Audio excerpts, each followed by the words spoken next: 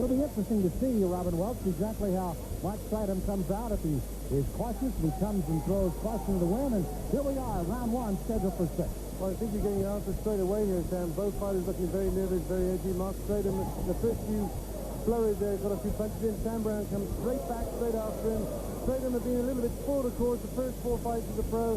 He's demolished everybody in front of him.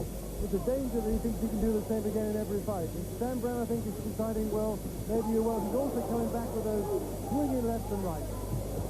So you can see Brown already back on his heels as he kind of wildly throws left and right combination. He's exciting the crowd a little bit. Mark is not too impressed. As you can see, he's still very much under balance. Coming straight ahead. Brown again leaning back and a looping right hand and just now a straight right hand as Brown goes down. Brown is going to get up or is he going to get up? He kind of waved at the referee, said, I'm all right, and then again he kind of looked at him and said almost as if I'm not all right. Well, referee McNeil letting it go on, Sam. He is letting go. Brown really doesn't know where he is right now, folks. This fight is over. Sam Brown from Hampton, Virginia, kind of pleading to the referee that he was not ready to fight again. After the referee rubs the gloves, he's got to be ready to fight. That's what it's all about. And nonetheless, Mark Stridham, coming out of Johannesburg, South Africa, has picked up his 5th consecutive win and gets another big knockout. And it didn't take him long in Robin Welch.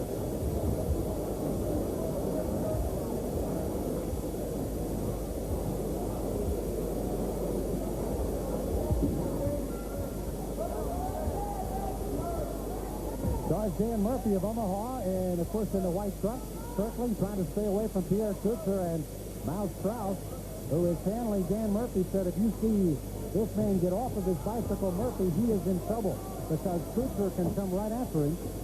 We pointed out briefly there before the introductions that against Jose Revolta, which Kutzer won in a 10-round decision in the supplement in Biloxi, Mississippi, took a lot of punishment in that fight. Again, dealt some out, but took some against Holstead. Will probably not take that kind of punishment against Murphy, but wants to deal out and get this thing over as quickly as he possibly can this afternoon. I think Saint-Pierre's got to stalk this guy. There's a worry in the Kutzer camp that Dangerous down here was going to be brawling and sprawling. I don't think he decided to take that route. As you said, he decided to keep on his bicycle run. I think the Kutzer legs might give out before the end of 10 rounds. I think that's unlikely. Kutzer is always strongly fit, a great fitness fanatic. I think it looks as though he's going to chase Dangerous Dan Murphy around the ring, trying to get in some of those good jabs and some of those good rights. The always quotable Miles Strauss in the Murphy corner said that outside of the ring, Dan Murphy is an electrician. If things aren't going well in the ring, he wires home for money. So be it. Another quote from Miles Strauss. And Dan Murphy, quite obviously, at 27-6-2. A journeyman gets caught with a big right. An upper hand left by Kutzer, a good left hand. Murphy trying to get off the ropes and takes the left as he gets out of there. Good combinations by Pierre Kutzer as he caught Murphy on the rope. And there you see that uppercut. That could be a big weapon. And the big right hand of Kutzer is starting to find some marks now. That Kutzer in the early part of his round, Sam is able to tee up with that left and come across with that right. This is classic Kutzer. Pierre, the only problem he may have in attaining his goal as a world champion is the fact that he does cut so easily. Murphy has not been close enough to even get close to smelling the cut on Kutzer right now, but that is a problem before Pierre's career will be over, and at 30 years of age, he is right now at his peak. Well, to be fair to Pierre, Sam, if you go into the dressing room afterwards, those cuts, they soon heal, they soon go away. They seem to be kind of abrasions, grazes on his face, which look worse than they are when he comes out of the ring. I think that's the only problem, though. It depends on what state you fight in. You fight in New Jersey, border fights over immediately. Once they see a stream of blood, it's all over. So it really kind of depends on where you're fighting and how much they feel the cuts are affecting the fight. So they may be minor in cut terms, but anytime there's a lot of blood, you can overreact in a lot of the states, which they do. I'm not saying that's bad because there's safety of the fighter, and right now Murphy's safety is at jeopardy as Kutzer has got him trapped in the corner again, and this is where Murphy does not want to get. Closing seconds of round one coming on it. We get a close look at Kutzer's face, and he's got some real brownish type of powder around his face. I think this is to stop those cuts coming. This is a special from Alan Tawil, his trainer. Well, at the end of round one there, a good aggressive round, I think, from Pierre Kutzer. The crowd getting up behind it. They've waited 2 hours to see, I think, some strong action this afternoon so far. Pierre Kutzer, round one to him. Well, indeed, he was the stalker in round one. By the way, they're still judging on a 5-point system here in West Virginia, unlike most of the areas where they do judge on the 10-point, and there is no even round. So there is not a 5-5 draw in a round. The judges, based on either number of punches, also the severity of the punches, have to decide which fighter won the round. No 5-5 rounds. And again, let's have a look at this dam. A good left there, a good overarm left coming round onto the dangerous dam from Pierre Kutzer. Good looping left. Kutzer listening very attentively. He's a fighter who listens to his corner, a bit like Brian Mitchell. They know they must listen to their trainer. They try and listen and don't go their own way. The guy outside has got as much to say as you inside the ring. Here we go then. Round 2. Pierre Kutzer, dangerous Dan Murphy. Round 2 in the blue. Pierre Kutzer and Dan Murphy. They're scheduled for 10. These are the heavyweights in Williamson, West Virginia. Yes, the Hatfields and the McCoys, many of their descendants have filed into this hallowed hall here this afternoon to watch these two fighters. Kutzer trying to protect his number 2 ranking in the world and get an opportunity to fight the Tysons and the Holyfields and others. And how about Ray Mercer, a big 5th-round knockout of Tommy Morrison in Atlantic City to kind of set himself up for even bigger and better things in the heavyweight division. And one or both of those guys very much in line as a potential opponent for Pierre Kutzer, obviously, if he gets to this fight unscathed. Watching here, dangerous Dan Murphy, or the businessman Murphy, as he calls himself as well. He's not moving away from Pierre Kutzer's left. He's letting himself be caught all the time. He's moving the wrong way. Here we are, impaled on the rope. Kutzer coming in, pushing the left, trying to right uppercut, right to the body. There's some real damage here to Dan Murphy. Well, he's starting to sit out on the punches as well, and he's back on those heels and throwing it as Murphy turns. And the underdog draws the cheers from Williamson here. Two of the biggest fights for Pierre Kutzer, defeating former light heavyweight champion of the world J.B. Williamson back in 1990 in Biloxi in a 10-rounder. But even more important than that, he stopped in the 7th round to beat James Pritchett in 1989. There are bigger and better fights still ahead for Pierre, and right now, at least Dan Murphy with a looping right hand is trying to at least make Pierre work for this one today. Well, Pierre Kutzer has also lost twice to Ozzy Ocasio and Bernard Benton, who are also world title holders. Subsequently, he fought them again and beat both. Big right hand thrown again by Kutzer. Murphy, almost like a wounded animal as he lays on the ropes and then steams out with a right or a left hand. Kutzer may have figured out all the tricks and may not let that happen too many more times as we fight in this the second. By the way, back to the scoring, it is a 5-point must system here in West Virginia, and obviously a 5-4 round going to Kutzer in round 1. Well, no even rounds allowed here. None at all.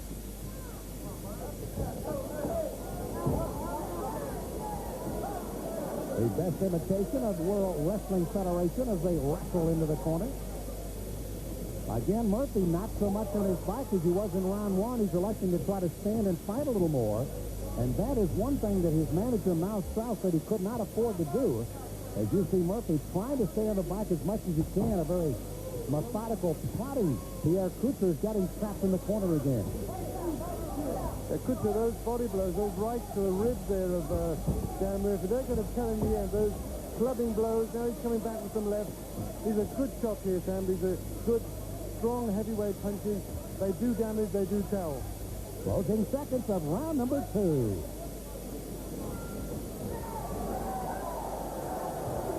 Well, a good look at Pierre Kutzer. 30 years old, 6'4", 220 1/4. What a man. Steps into his corner and gets this much-needed rest. Another solid 5-4 round on our unofficial card here in West Virginia for Pierre. And I'm not really sure they want to change too much at all for Pierre over in that corner. It's just steady as you go. Keep throwing punches. Try to catch him in the corners as much as you can. Yeah, I would guess over the Kutzer corner, they're pretty confident. After 2 rounds, they can see that Kutzer can do the damage if he feels like it, if he gets a chance, and he's going to do it. Let's have a look at a couple of punches. Good left, left again, doubling up, left once again. You can see Kutzer again. Once he gets Murphy in that defensive posture, you think he's going to just lay down, but Murph kind of surprised Pierre with a couple of lashing left-hand combinations that he came out of the corners with. And now he sets in his corner. Look at the determination of both these fighters' faces as the seconds are whistled out, and we're ready to go for more action from Williamson. Round 3, scheduled for 10 heavyweights. Pierre Kutzer with his back to you and charging against Dan Murphy. solid 2 rounds for Pierre, the number 2 ranked IBF and WBA contender in the world. Well, this is the style we've become accustomed to with Pierre Coetzee the last 12 months or so. Used to be a very slow start in his hand, 4 rounds, plodding away, putting that left out. The last 12 months, he's come forward with greater aggression, greater confidence, really going in, laying into his opponent. Murphy is a 3-time Midwest Golden Glove champion in the light heavyweight division, fighting at 211 here today. He did fight 8 rounds with Lennox Lewis. As a matter of fact, they said looked very good against Lewis. And now fighting against Pierre Coetzee this afternoon, and Pierre has had his own, and most of it's been right here in the corner. Oh, those body shots are taking their toll. Murphy also may have just a slight cut over the right eye. Now he's helpless on the ropes and maybe over. Murphy helpless on the ropes. It'll be a standing 8 count by the referee, Butch McNeely. But look at the cut opening over the eye, and I tell you what, Dan Murphy's in some trouble here. His eyes are very grave there, Sam. He doesn't quite know where he is. He's bobbing around. Coetzee coming in, letting those lefts go again, coming in with those heavy rights to the body, trying to get the hands to come down here from desperate Dan. We're going to call him Dangerous Dan. Murphy really helplessly on the ropes. I think the referee should really step in a moment. I can't see this going anywhere. Murphy has got to throw a punch or two. It's all over, and Butch McNeely said no. Backs him up, and it is over. Pierre Coetzee has stopped Dan Murphy in the 3rd round. His 26th knockout of his career and his 38th win as a dejected Dan Murphy goes to the corner in a jubilant Pierre Coetzee across the way, very businesslike as he always is, accepts the congratulations from his corner and an opportunity to move on in further heavyweight activity. Well, it really was just probably a matter of time. Pierre again with Murphy outside the ropes, landing one last digging left hand, and this is where he got himself in big trouble.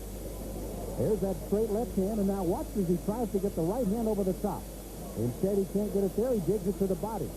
And again to the body. Murphy's starting to reel under these punches, and there's the body shots that you can almost feel here at ringside. Murphy is right in his own corner here, and accommodations by Coetzee. Another angle of it. You see Pierre coming at a lot of angles. There was the right hand. I think that was the punch that really did it. About 2 punches ago, and the rest of this is just gravy on the knockout here as Dan Murphy is just totally defenseless. The referee is being very benevolent here, letting Murphy fight as long as he can. That uppercut, he said, that's enough, and it's all over. And they do officially stop the fight here in the 3rd round with the TKO going. Rothenberg, a very well-known international referee here by the IBF, as he will officially check the gloves of both fighters, as he's doing now with Freddie Delgado, 27 years old. Trujillo Alto, Puerto Rico is his home, 19-1-1. As he gets ready with his 18th knockout, a good look at Al doing his duties. And, of course, he'll come across the ring and check it over with the champion, Prince Charles Williams. There is an air of confidence about Prince Charles. He knows, Robin, right now, he may be at his peak. As we get the full instructions here, they'll go to the corner and get the gloves. They know he's pretty much at his peak fight right now. Yeah, I spoke to him just before this fight, Sam. He feels very confident. I saw him do his last fight. In fact, I commentated on his last fight at San Remo against Vince Bullware when he looked awesome. He overwhelmed a very game Bullware in 3 rounds. He said to me he's even feeling better this evening than he did last time. All I'm going to do is repeat the main thing, which is you must obey all my commands from the first round of the show. Goes short and sweet. Again, they go over all of the rules in the dressing room. And both these fighters are well aware of what they must do as they get ready for the start of the scheduled 12-rounder, the IBF Light Heavyweight Championship. And Prince Charles Williams, again, I've seen him fight in a lot of fights. One of my most memorable one in Indianapolis. He fought the man they call Pop, Marvin Johnson, in one of the early fights of his career. You could almost see the markings of a great one there. And now it has come to the IBF World Championship, and of course he hopes for even more. This time I think Prince Charles Williams regards himself as the unknown hero, the American champion no one's heard about. A lot of his fights overseas. He wants to come back and do more on his own shores, but here he is then, facing up to Freddie Delgado. Delgado's coming in, giving some great shots. Charlie Williams coming back a great left here. I think we're in for one heck of a fight here tonight, Sam. Robin, you indicated at the start of our show that Delgado was a rugged type fighter. He could take a lot of punches now. A warning by Al Rothenberg to keep Delgado's head out of there. And he will certainly get some shots here by Charles Williams. And right now the champion is able to counter off of this attacking style of Delgado. And he's got a right hand, and Delgado's down. Mandatory 8 count by the referee, Rothenberg. Across the corner to neutral corner, waits anxiously the champion. As the 8 count is continuing, and here it comes in the first round. But exactly the same stance that we had against Vince Bulwer in July in San Remo. Awesome power here from Charlie Williams as he comes forward, sensing the kill. He's got some great firepower in those fists down. Williams almost to the point of let Delgado dictate for just a moment. Then found he could counter well off the ropes, and now he has turned it around. Even though Delgado keeps coming headlong with his head, something that Prince Charles must watch out for. But Delgado is certainly taking some big shots in round one. Charlie likes people to come at him. He's very good close in. He has those great swinging blows, tremendous power, uppercuts, body shots. They all go in, they all can. He's a consummate professional, I think most boxers would say, at the present time. 7th title defense of his IBF title that he won from Bobby Chaz back in October of 1987. Actually, one of the defenses was a rematch with Bobby Chaz, which he won in 10 and 89. And a big fight for him was with James Kitchen, a second-round knockout in April of 91 in one of the defenses. And right now, Delgado is making a pretty good first round out of this after getting down and off the canvas. Okay, Delgado coming back to the swinging blows, but I think we can see when Charles Williams wants to, he's quicker than Delgado. He can bring up those uppercuts as Delgado comes into it. Sam Trent, Robin Welch, closing seconds, round one. And Williams has Delgado, who's been down once, in trouble again. Left hand just missed. Delgado almost seems as if he's not in the fight at the moment, and Williams is the reason why. Wow, these are tremendous shots here from Charlie Williams when he comes down. Another right, another left there. Delgado's wobbling on those feet. Delgado lost his round out here, Sam. And he's ready to go down again. He's wobbling there. He's holding on for Grimdown. And there's the bell to end round one. Crowd really liking that, Sam. That was a great first round of boxing. Almost, I think, saw the end of that fight there. Delgado, very game, came back, managed to get a few shots in. A great first round there for Charlie Williams. There was a great deal of concern going on in Delgado's corner while across the way, Williams very confident. And again, just good, strong, crisp punches here by Williams. The left hand started it, and the right hand will come underneath, and that was where Delgado really got in trouble with his looping left hand over the top. It's again a look at that knockdown here, Robin.